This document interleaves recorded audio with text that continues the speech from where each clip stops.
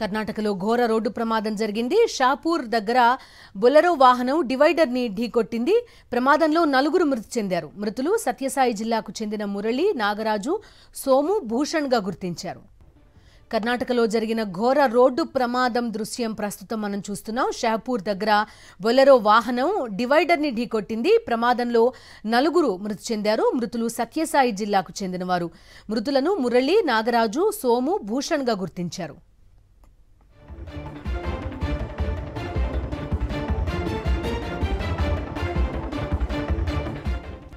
కర్ణాటకలో ఘోర రోడ్డు ప్రమాదం జరిగింది. షాపూర్ దగ్గర బొలెరో వాహనం డివైడర్ ని ఢీకొట్టింది.